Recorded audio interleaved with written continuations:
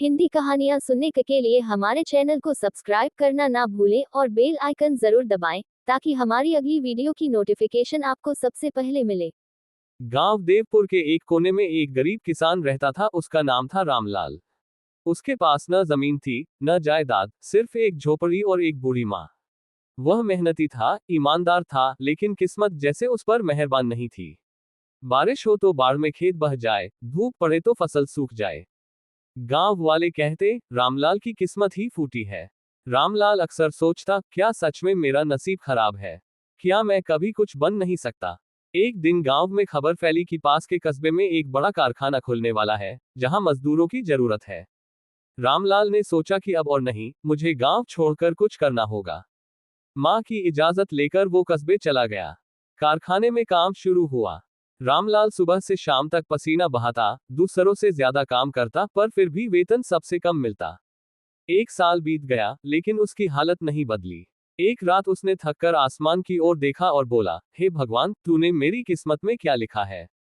उसी रात एक हादसा हुआ। फैक्ट्री में आग लग गई। कई मजदूर झुलस गए, कई घायल हुए।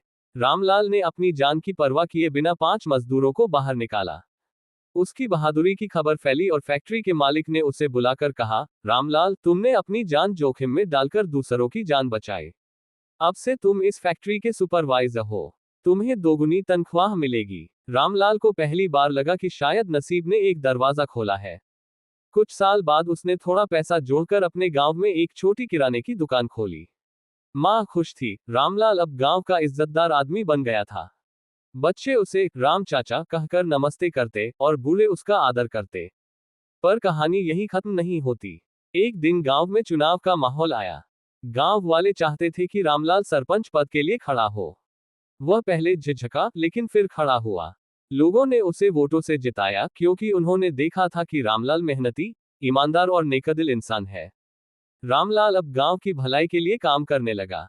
उसने स्कूल बनवाया, सड़कें पक्की करवाई और गांव में एक छोटा अस्पताल भी खुलवाया। जो गांव उसे मनहूस कहता था, वही अब उसे भाग्यशाली कहने लगा। एक दिन एक पत्रकार गांव आया और रामलाल से पूछा, रामलाल जी, आपने सब कुछ कैसे पा लिया? आपका तो सब कहते थे कि नसीब खराब है। रामलाल मुस्कुराया और बोला, भाई, नसीब कोई थाली में सजाकर नहीं मिलता। नसीब मेहनत से बनता है। मैं भी हार मान लेता तो शायद आज भी झोपड़ी में बैठा होता। लेकिन मैंने भगवान को नहीं कोसा, बस खुद पर भरोसा रखा।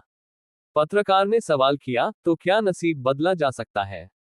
रामलाल बोला, नसीब लिखा जरूर होता है, लेकिन हाथ खाली नहीं होते। अगर हाथ चलते रहें तो नसीब की लकीरें भी बदल जाती हैं।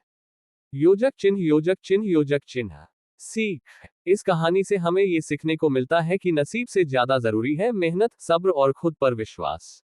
जो इंसान हालातों से नहीं डरता, वही अपना नसीब खुद लिखता है।